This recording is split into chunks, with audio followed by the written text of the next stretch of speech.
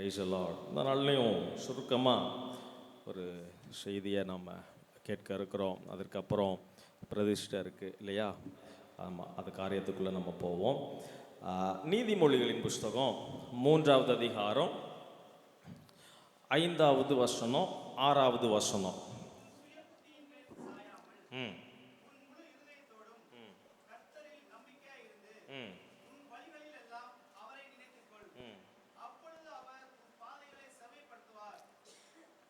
அப்பொழுது அவர் உன் பாதைகளை என்ன பண்ணுவார்? செவ்வைப்படுத்துவார். எல்லாரும் சேர்ந்து சொல்லலாமா? அப்பொழுது அவர், எல்லாரும் எப்படி சொல்லுங்க? அப்பொழுது அவர் என் பாதைகளை செவ்வைப்படுத்துவார். எல்லாரும் சேர்ந்து சொல்லுங்க பார்ப்போம். அப்பொழுது அவர் என் பாதைகளை செவ்வைப்படுத்துவார். ஒரு ஆமென் சொல்லுங்க பார்க்கலாம். ஹல்லேலூயா.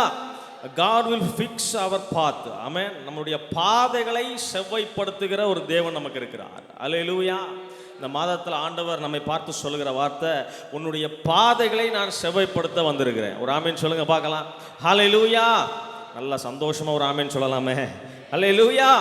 ஆமாம், நம்முடைய பாதைகளை செவ்வைப்படுத்துகிற ஒரு தெய்வம் அவர். ஹல்லேலூயா. நல்லா கவனிங்க. ஒரு இன்ட்ரெஸ்டிங்கான ஒரு சுவாரஸ்யமான ஒரு கண்டுபிடிப்பு நம்ம தேசத்தில் கண்டுபிடிச்சிருக்கிறாங்க. என்ன அப்படின்னா, கடந்த ஆண்டு டிசம்பர் மாதம் வரைக்கும் ஒரு ஸ்ட்ராட்டஜி எடுத்தாங்களாம். என்ன அப்படின்னு சொல்கிறாங்கன்னா, நம்முடைய இந்திய தேசத்தில் இருக்கிற பாதைகள் இருக்கு இல்லையா, அந்த ரோட்வேஸ், இதுதான், அந்த பாதைகள் தான் உலகத்திலேயே, உலகத்திலேயே இந்தியாவில் இருக்கிற இந்த ரோட்வேஸ் பாதைகள் தான் வந்து மிக மிக நீளமான பாதைகள் அப்படின்னு சொல்லியிருக்கிறாங்க. ஹல்லேலூயா. ஆமாம், அதெல்லாம் நம்ப முடியுதான்னு பாருங்கள். ஆனால் ஒரே இந்த தேசம் முழுவதும் இந்த பாதைகள் மூலமாக ஒன்றிணைக்கப்பட்டிருக்கிறது. உலகத்திலேயே மிக நீளமான பாதைகள் இந்தியாவில் தான் இருக்குதான். ஹல்லேலூயா. எப்படி சொல்கிறாங்கன்னா, 66 லட்சம் கிலோமீட்டர் ரோட்வேஸ் நம்முடைய தேசத்தில் இருக்குதா. எவ்வளவு? 66 லட்சம் கிலோமீட்டர் ஒரே பாதையாக ஒன்றிணைந்து இந்திய தேசம் முழுவதும் இருக்குதான். ஹல்லேலூயா. மற்ற இந்த சிறப்பு எந்த நாட்டிலையுமே இல்லையா?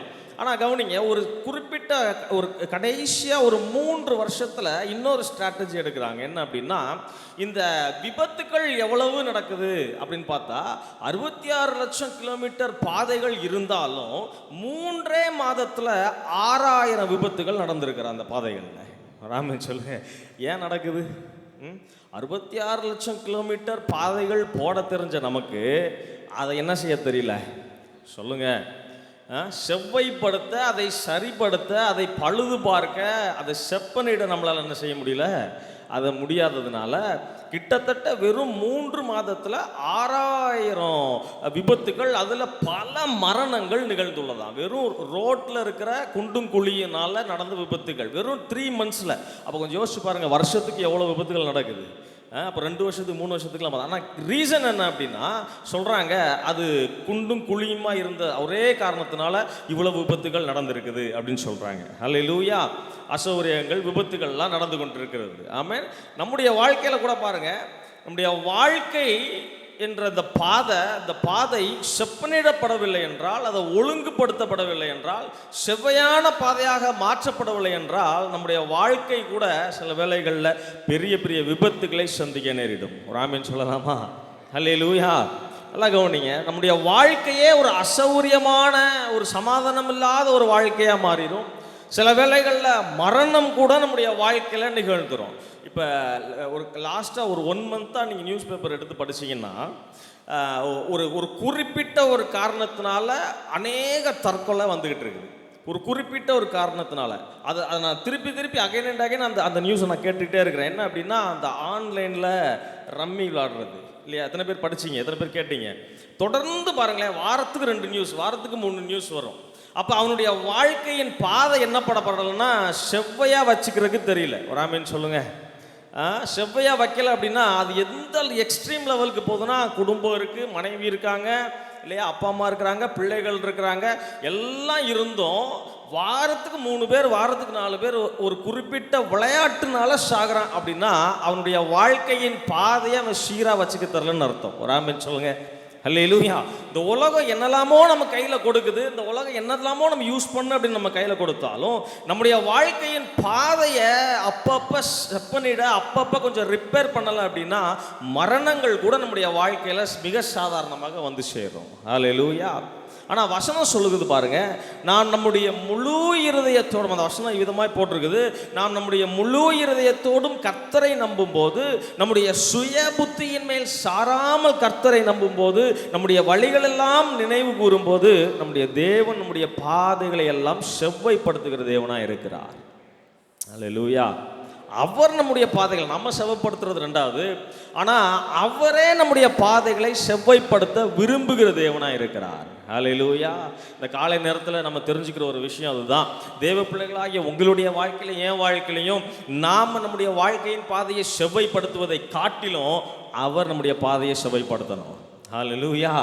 ஒரு வசனத்தை கூட வாசிங்க, 2 சாமுவேல் புஸ்தகம் 22வது அதிகாரம் 33வது வசனம் வாசிங்க. 2 சாமுவேல் 22:33.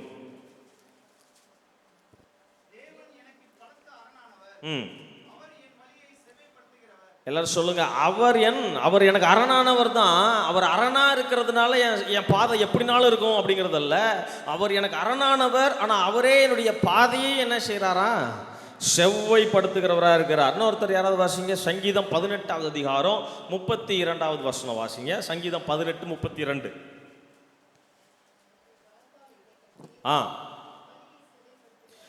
என்னை பலத்தால் இடை கட்டுகிறவர் மாத்திரமல்ல, என்னை பலத்தால் இடை கட்டி கொண்டு, அதுக்கு அடுத்த ஸ்டெப்பே என்ன வருது சொல்லுங்க, என் வழியை செவ்வைப்படுத்துகிறவர் யார் தான்?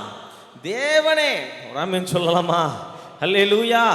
என்னை பலத்தால் இடை கட்டணும் அப்படின்னு நம்ம ஜெபிக்கிறது உண்மைதான். அவருடைய செட்டைகள்னால நான் மூடப்பட்டிருக்கணும், இரத்த கோட்டைக்குள்ள என்னை அவர் வைத்திருக்கணும். யோபுக்கு உண்டான எல்லாவற்றையும் வேலையடைத்து பாதுகாத்தது போல என்னையும் என் குடும்பத்தையும் பாதுகாக்கணும் அப்படிங்கிற லெவல் வரைக்கும் நம்ம ஜெபம் பண்றது எல்லாம் உண்மைதான். ஆனால் என் பாதையை செவ்வைப்படுத்துகிறவரும் தேவன் தாங்கிறத நீங்கள் நான் அறிந்திருக்கணும். ஹல்லேலூயா. இன்னொருத்தர் வசனம் வாசிங்க, சங்கீதம் 5வது அதிகாரம் 8வது வசனம் வாசிங்க. சங்கீதம் 5:8.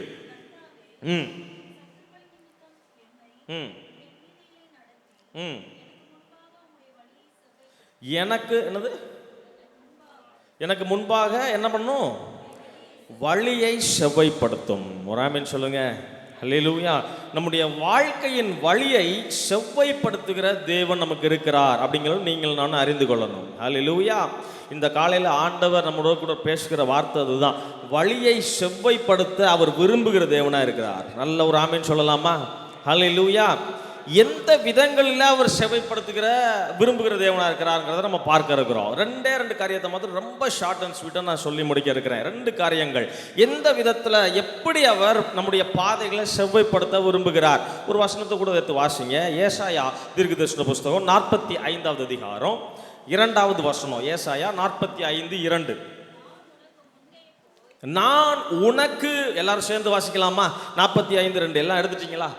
நான் உனக்கு முன்னே போய் கோணலானவைகளை செவ்வையாக்குவேன். எல்லாரும் சொல்லுங்க, கோணலானவைகளை செவ்வையாக்குவேன். அப்போ முதலாவது கர்த்தர் விரும்புகிற காரியம் என்ன அப்படின்னா, எதை செவ்வையாக்கணும் நம்முடைய வாழ்க்கையில் அவர் விரும்புகிறார் அப்படின்னா, நம்முடைய வாழ்க்கையில் எதெல்லாம் கோணலா இருக்குதோ அது எல்லாவற்றையும் அவர் செவ்வைப்படுத்த விரும்புகிறார். ஹல்லேலூயா.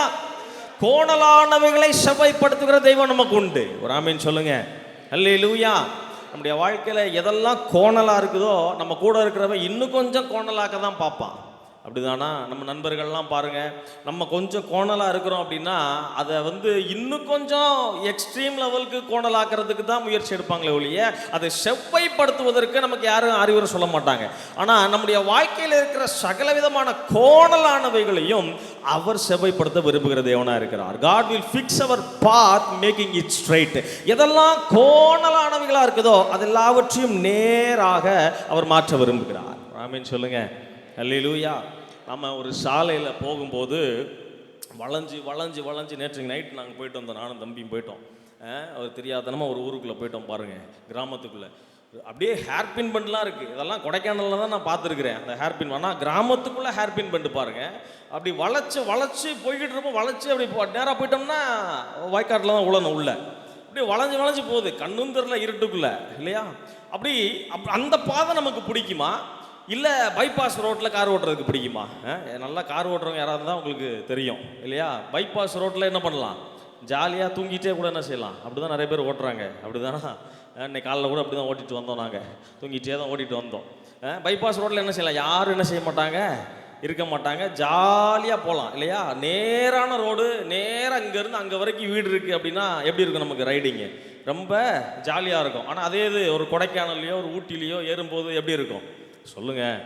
பாதி பேருக்கு வயிற்று என்ன செஞ்சிடும், 2வது ரவுண்டுலேயே என்ன செஞ்சிடும், வயிற்றை கலக்கிறோம் இல்லையா, வாமிட்டு வந்துடும்.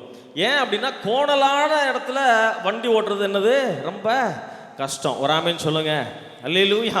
நம்முடைய வாழ்க்கையில கோணலா பிரயாணம் பண்றது தான் ரொம்ப கஷ்டம். அல்லேலூயா. ஆனா நாம எதை சூஸ் பண்றோம் அப்படின்னா, கோணலா நம்முடைய வாழ்க்கையை நடத்துறது நமக்கு ரொம்ப பிடிச்சிருக்கு, ரொம்ப நேரம் நம்முடைய வாழ்க்கையை நடத்திட்டு போறது நமக்கு பிடிக்கல. ஒரு ஆமீன் சொல்லுங்க. ஆமாம். ஆனால் ஆண்டவர் சொல்கிறாரு, உன் வாழ்க்கை கோணலாக இருக்குதுடா, நான் அதை நேர்படுத்த நான் வந்திருக்கிறேங்கிறார். அல்லேலூயா. கோணலான பாதைகளை செவ்வைப்படுத்துகிறது அவருக்கு ரொம்ப பிடிக்கும். முதல் காரியம் நான் சொன்னேன், கோணலானவைகளை அவர் செவ்வைப்படுத்துகிற தேவனாக இருக்கிறார். ஆமென். நல்ல கண் பார்வையோட, கண்ணாடிலாம் போட்டு நல்ல கண் பார்வையோடையே நம்மளால் என்ன செய்ய முடியாதுன்னா இந்த கோணலான பாதையில் டிரைவ் பண்ண முடியாது.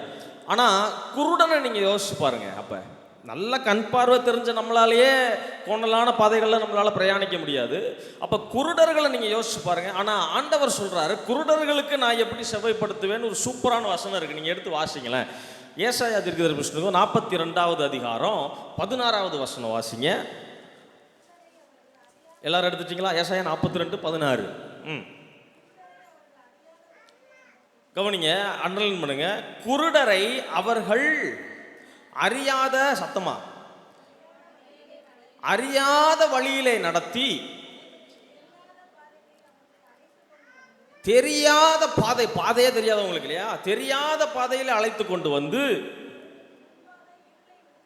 அவர்களுக்கு முன்பாக இருக்கிற இருளை வெளிச்சமும் கோணலை செவ்வையும் ஆக்குவேன். ஒரு ஆமீன் சொல்லுங்க. இதுல ஒரு 3 காரியம் போட்டிருக்கு. என்ன அப்படின்னா, அறியாத பாதையில நடத்தி, 2வது தெரியாத பாதைகள் அவர்களை அழைத்து கொண்டு வந்து, 3வது அவர்களுக்கு முன்பாக இருக்கிற என்னது இருளை வெளிச்சமாக்கி, 4வது கோணலானவைகளை செவ்வையாக்குவேன். ஒரு ஆமீன் சொல்லுங்க.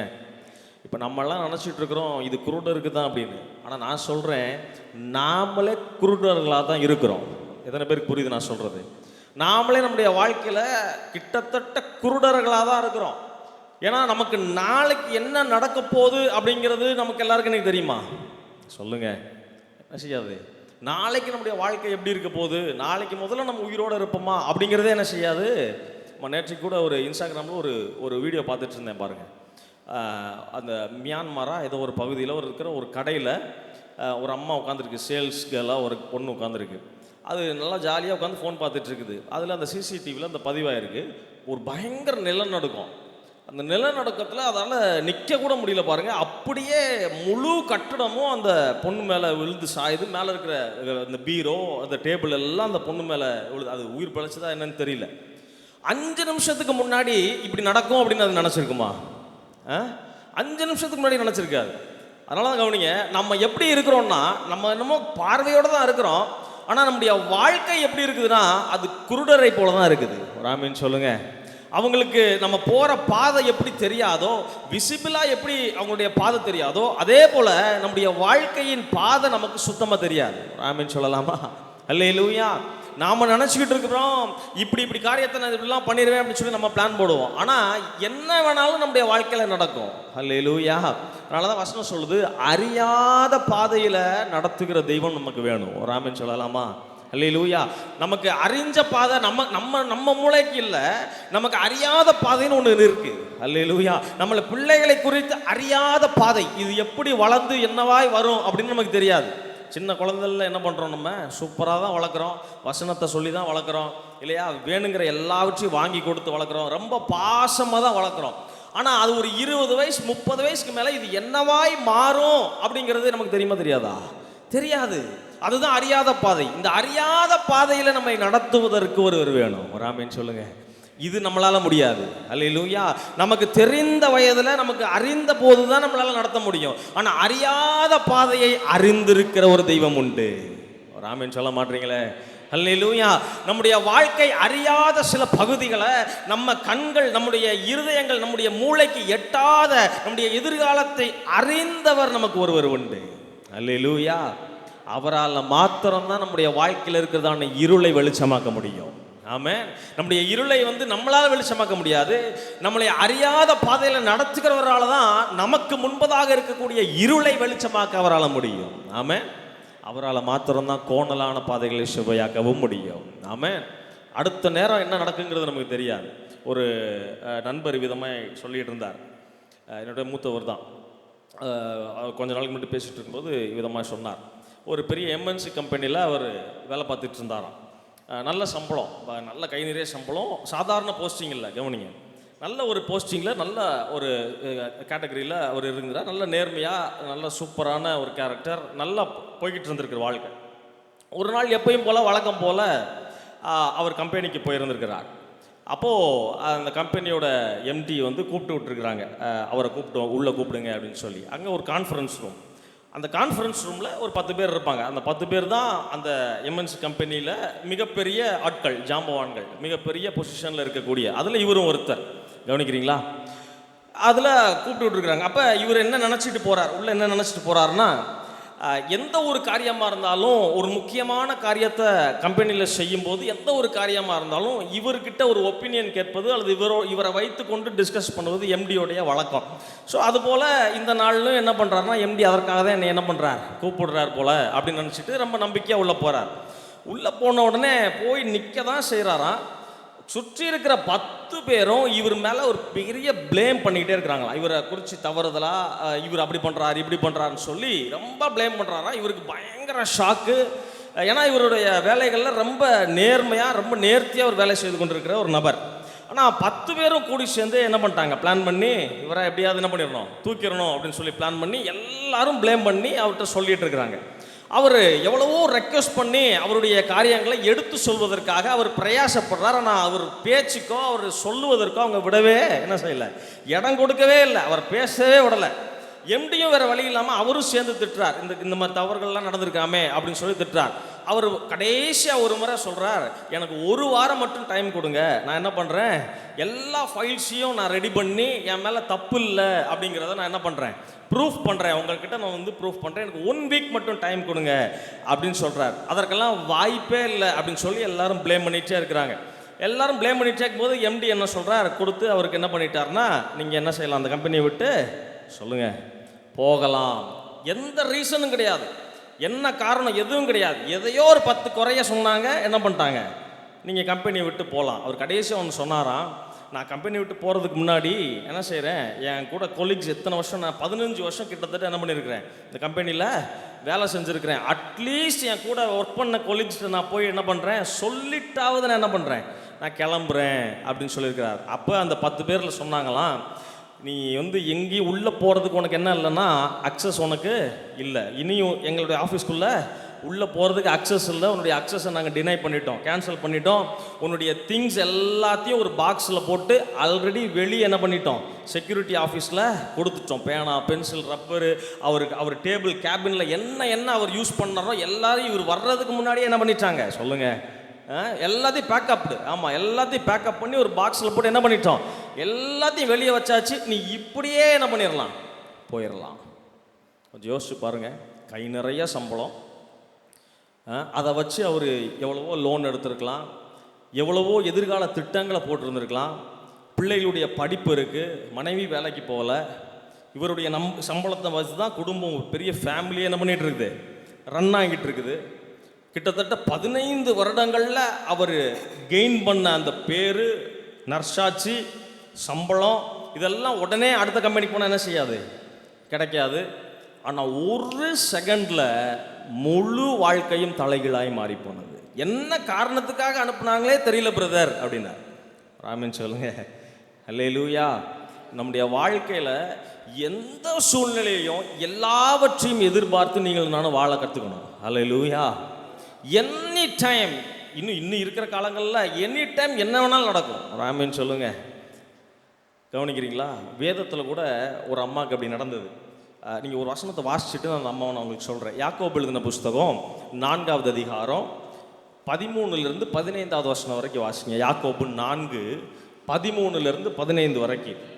ம் ம் ம் ம் ம் என்கிறவர்களே கேளுங்கள். ம் நாளைக்கு நடப்பது பாருங்க. இது என்ன நம்ம சொல்லலை, ஏதோ ஒரு இது மோட்டிவேஷனல் ஸ்பீக்கர் சொல்லலை, வசனம் சொல்லுது. ஒரு ஆமேன் சொல்லுங்க. ஆமேன். வசனம் சொல்லுது, நாளைக்கு நடப்பது என்ன செய்யாது, உங்களுக்கு தெரியாது. ம் ம்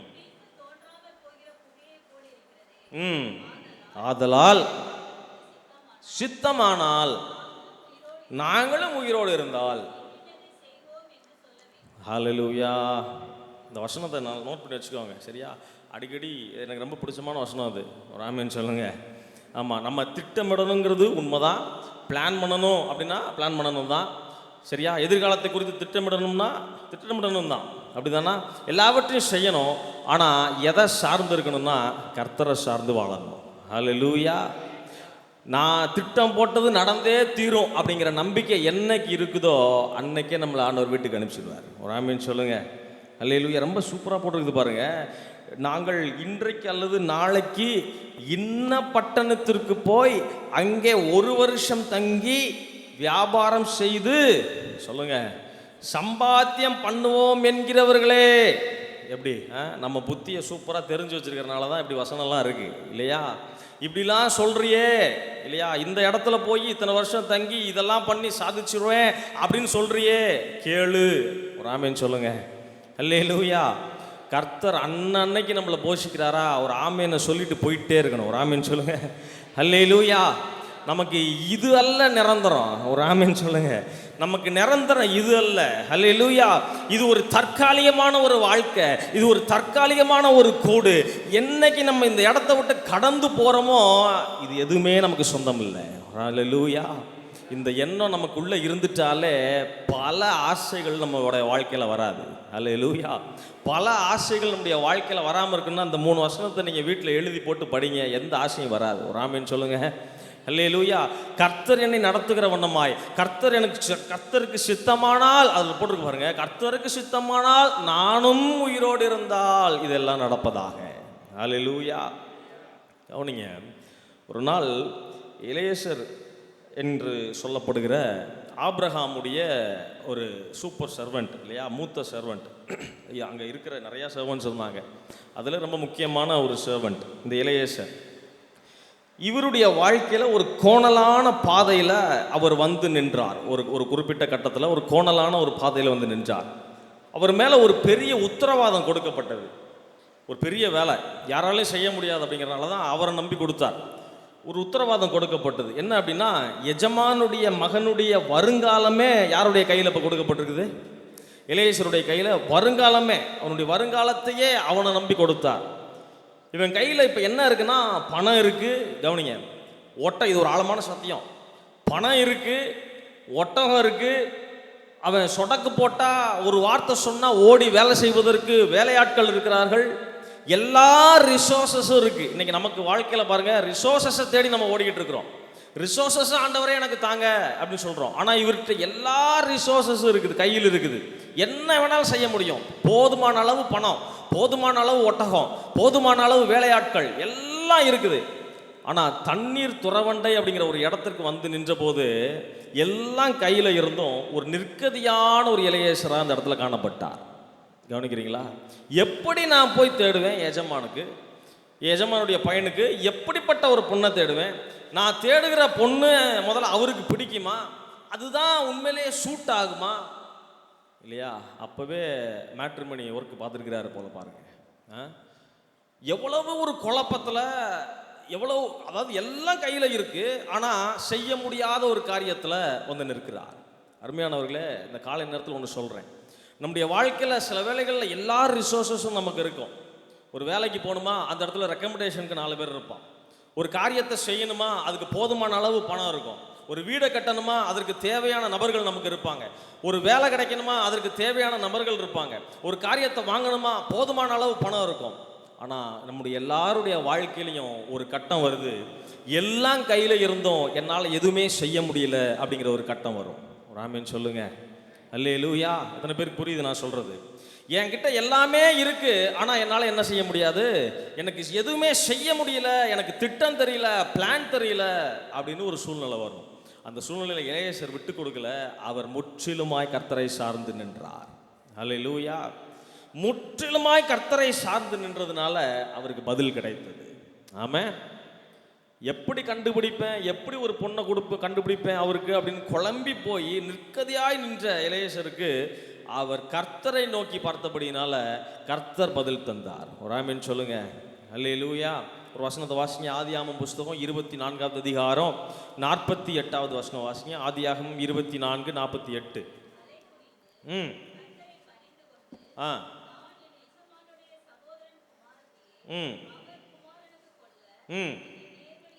பாருங்க, அவர் குமாரனுக்கு கொல்ல என்னை கோணலான பாதையாய் நடத்தி வந்த, அப்படியா போட்டிருக்குது? சொல்லுங்க எல்லாரும். என்ன போட்டிருக்குது? நேர் வழியா என்னை நடத்தி வந்த. அவருக்குள்ள ஒரு கன்ஃபர்மேஷன் வருது. என்ன அப்படின்னா, எனக்கு நேர் வழியாய் என்னை நடத்தி வந்துட்டார். ஒரு ஆமீன் சொல்லுங்க. அல்லேலூயா. நம்முடைய வாழ்க்கையில பதில் கிடைக்கும் போது, நம்ம இக்கட்டான சூழ்நிலையில பதில் கிடைக்கும் போது தான் தெரியும் ஆண்டவர் நம்மளை நடத்தி வந்திருக்கிறார் அப்படின்னு. அல்லேலூயா. ஒருவேளை எல்லாம் இருண்டது போல இருக்கலாம், அவருடைய வாழ்க்கையில பாருங்க குருடனை போல நிற்கிறார். கண்ணு தெரியுது, ஆனா அவருக்கு வழி தெரியல இல்லையா? பிசிக்கலா அவருக்கு என்ன செய்யுது, கண்ணு தெரியுது, எல்லாமே இருக்கு, ஆனா தனக்கு முன்பதாக இருக்கிறதானது இருள். ராமின் சொல்லுங்க. என்ன செய்யறதுன்னு தெரியாத ஒரு சூழ்நிலை, அது என்னது தான், ஒரு இருள் தான் இல்லையா? அதுல அந்த இருளில் கர்த்தர் அவர் வெளிச்சத்தை கொடுத்தார். அல்லேலூயா. அவர் சொல்றாரு, திட்டமும் தெளிவுமா சொல்றாரு, நேர் வழியா என்னை நடத்தி வந்த. அல்லேலூயா. ஒருவேளை இந்த காலை நேரத்தில் உங்கள் வாழ்க்கையில் பாதையில் இதே போல் ஒரு பாதையில் நீங்கள் இருக்கலாம். ஒரு மாதிரி என்னுடைய வாழ்க்கை ஒரு மாதிரி இருட்டடிச்சு போயிருக்குது, எனக்கு எல்லாமே தெரியுது. இன்னும் சில பேர் இருப்பாங்க பாருங்கள், எனக்கு எல்லா தொழிலையும் செய்ய தெரியும், ஆனால் பல பேருக்கு என்ன பண்ணுவாங்கன்னா ஐடியா கொடுப்பாங்க இல்லையா? ஆனால் பல பேருக்கு என்ன செய்வாங்கன்னா தொழில் ரகசியங்களை இப்படி செஞ்சிடலாம் அப்படி செஞ்சிடலாம் அப்படின்னு அந்த உண்மையிலே அந்த அந்த அவங்க சொல்கிற பிளான்லாம் பார்த்தீங்கன்னா ரொம்ப சூப்பராக தான் இருக்கும். அதை கேட்டு வாழ்க்கையில் முன்னேறினவே எத்தனையோ பேர் இருப்பான். ஆனால் அதில் ஒரு பிளானை கூட இவங்களால என்ன செய்ய முடியாது, இப்படி சில நபர்கள் இருப்பாங்க. கவனிக்கிறீங்களா?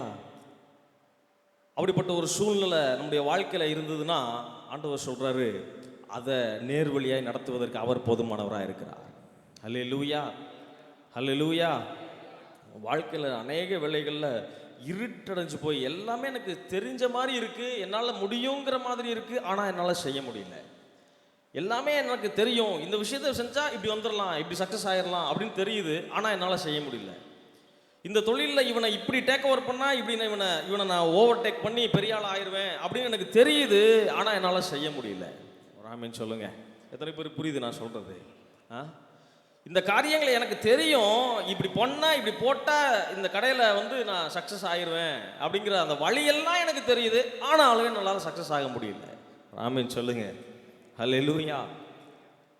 பாதையில் கர்வ், ஒரு பெண்டு இல்லையா? அந்த பெண்டில் பார்த்தீங்கன்னா இந்த கொண்டை ஊசி வளைவுலாம் சில இடங்களில் ரொம்ப மோசமாக இருக்கும்.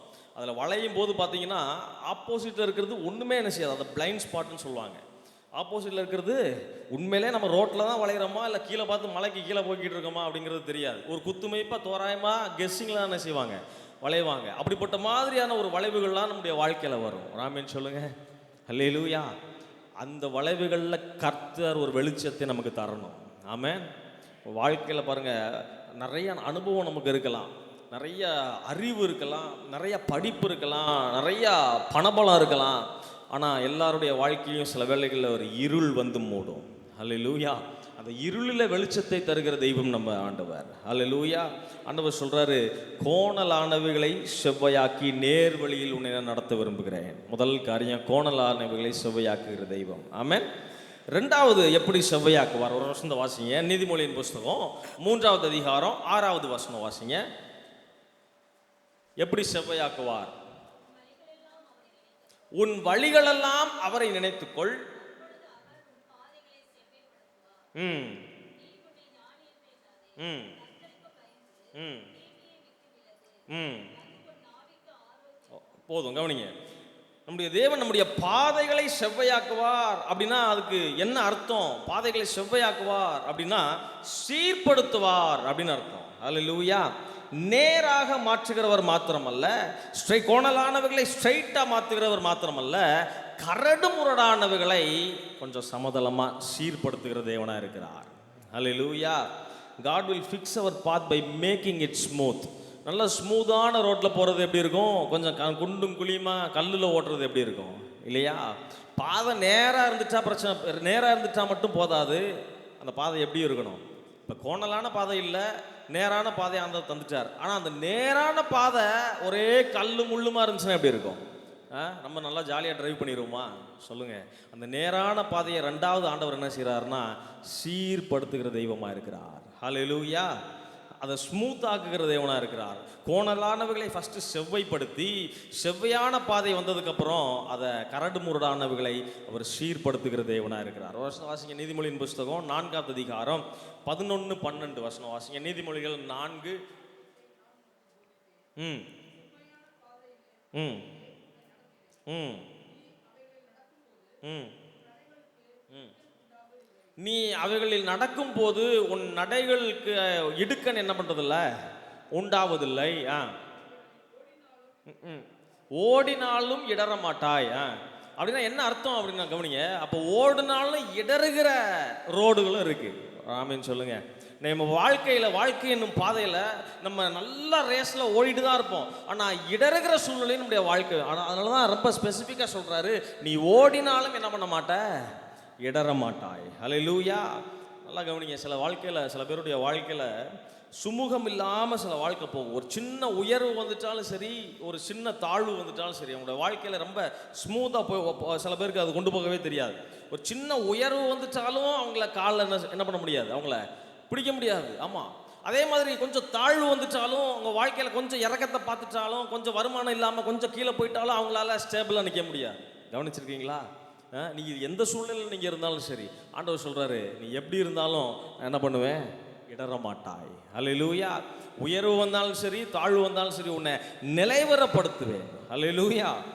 பாருங்க, ஆகாருடைய வாழ்க்கையில் இது ஒரு சூப்பரான ஒரு எக்ஸாம்பிள் நம்ம பார்க்கலாம். ஆகாருடைய வாழ்க்கையில் முந்தின நாள் வரைக்கும் அவ யார் அப்படின்னா எஜமாட்டி இல்லையா? துரத்தப்படுகிற முந்தின நாள் வரைக்கும் அவள் யார் தான்? அவளுக்குள்ள ஒரு நம்பிக்கை என்ன அப்படின்னா, என்னை அடிச்சுக்கிறதுக்கு ஆளே இல்லை, என்னுடைய பொசிஷனை இனி யாராலையும் என்ன பண்ண முடியாது. சொல்லுங்க. நான் இப்போ இருக்கிற பொசிஷன் என்ன பண்ண முடியாது, யாராலையும் என்ன பண்ண முடியாது, என்ன கீழே தள்ளவே முடியாது. என்னுடைய பொசிஷனை, என்னுடைய ஸ்டேட்டஸை இனி பறித்து கொள்வதற்கு ஆளே இல்லை. நான் இப்போ ரொம்ப சூப்பராக இருக்கிறேன் அப்படின்ட்டு தான் அவள் கண் முழிச்சிருப்பாங்க மறுநாள் காலையில் இல்லையா? மறுநாள் காலையில் அவளுக்கு வருது, என்ன வருதுன்னா, கையில் வந்து கொடுக்குறாங்க. என்ன கொடுக்குறாங்க? ஒரு பாட்டில், சொல்லுங்கள், ஒரு பாட்டில் தண்ணி, 1 லிட்டர் பாட்டில் தண்ணி, அவ்வளோதான். அப்புறம் ஒரு பிரெட் பாக்கெட் வருது இல்லையா? ஒரு பிரெட்டு, ஒரு பாட்டில் தண்ணி, கூடவே குழந்தைய கொடுத்தாச்சு. கொடுத்துட்டு சொல்கிறாரு, நீ என்ன பண்ணு, கிளம்பி போ. எங்கே போகிறது? எங்கேயோ போ, கிளம்பி போ. முந்தின நாள் வரைக்கும் எஜமாட்டியோட ஈக்குவலாக இருந்த ஆகார் மறுநாள் அப்படியே சூழ்நிலை தலைகளாய் மாறி நிற்கதியாய் கடந்து போகிறாள். ஒரு ஆமீன் சொல்லுங்க. அல்லேலூயா. கர்த்தரனை கைவிடலை. ஒரு ஆமீன் சொல்லலாமா? அல்லேலூயா. கோணலான பாதைகளை செவைப்படுத்துகிறவர் மாத்திரமல்ல, நம்ம ஓடுகிற பாதையில் கரடு முரடான சில பாதைகள் வந்தாலும் அதை ஸ்மூத்தாக கர்த்தர் கொண்டு போக கர்த்தர் நமக்கு கிருபை தருவார். கண்களை மூடி ஜெபம் பண்ணுவோமா? இந்த காலை நேரத்தில் இந்த மாதத்தில் ஆவியானவர் நம்மோடு கூட பேசுகிற காரியம், உன் பாதையை நான் செவைப்படுத்த விரும்புகிறேன். அல்லேலூயா. எல்லாரும் ஸ்தோத்திரம் பண்ணுங்க பார்க்கலாம். வாய்களை திறந்து. ஒரு நொடியில் வாழ்க்கை இருண்டு போன ஒரு வாழ்க்கை, ஒரு வாழ்க்கையின் நம்பிக்கையே உடைந்து போகிற, சுக்குநூறாய் உடைந்து போகிற ஒரு சூழ்நிலை. ஆனால் கவனிங்க, கர்த்தர் சீர்படுத்தினார் அந்த பாதையை. அல்லேலூயா. தேவக்கரம் நம்மளை தாங்குவதாக. எல்லாரும் கண்களை மூடி ஜெபம் பண்ணுங்க. ஆண்டவரே நன்றின்னு சொல்லுங்க. தேங்க்யூ அப்பா, அந்த நல் வார்த்தைகளுக்காக தேங்க்யூ அப்பான்னு சொல்லுங்க. இந்த மாதத்தில் ஆண்டவரே என் பாதைகளை ஆண்டவரே நான் சீர்தூக்கி பார்க்கிறேன். எல்லாரும் சொல்லுங்க, என் பாதைகளை நான் கொஞ்சம் சீர்தூக்கி பார்க்க விரும்புகிறேன். என்னுடைய பாதைகளை நான் கொஞ்சம் சீர்தூக்கி பார்க்க விரும்புகிறேன். எல்லாரும் சொல்லலாமா? ஹல்லேலூயா, ஹல்லேலூயா, ஹல்லேலூயா. எல்லாரும் வாயை திறந்து சொல்லுங்க, ஆண்டவரே என் பாதையை கர்த்தர் நீர் சீர்படுத்துவேன் இந்த மாதத்தில் எனக்கு வாக்கு பண்ணியிருக்கிறீர். என் பாதையை நீர் செவ்வைப்படுத்துவேன் என்று எனக்கு வாக்கு பண்ணியிருக்கிறீர். ஹல்லேலூயா. கோணலானவைகளை செவ்வைப்படுத்துங்க. ஹல்லேலூயா. எல்லாரும் வாய்களை திறந்து நன்றி ஆவியானவரேன்னு சொல்லுங்க பார்க்கலாம். தேங்க்யூ அப்பா. மாதம் நல்ல ஒரு வாக்குத்தத்தத்தை கர்த்தர் நம்மோடு கூட பேசுகிறார். இந்த மாதத்தில் ஆண்டவர் சொல்றது, உன் பாதையை நான் செவ்வைப்படுத்துவேன். அது எந்த விதமான பாதையா இருந்தாலும் பரவாயில்ல, கோணலான பாதையோ கரடு முரடான பாதையோ, பாதை எப்படி இருந்தாலும் பரவாயில்ல, அதை நான் சீர்படுத்த விரும்புகிற தேவனா இருக்கிறேன். ஹல்லேலூயா. எல்லாரும் எழுந்து நிற்கலாமா? Shall we all stand up please? எல்லாரும் எழுந்து நின்று ஒப்பு கொடுங்க பார்க்கலாம் கொஞ்ச நேரம்.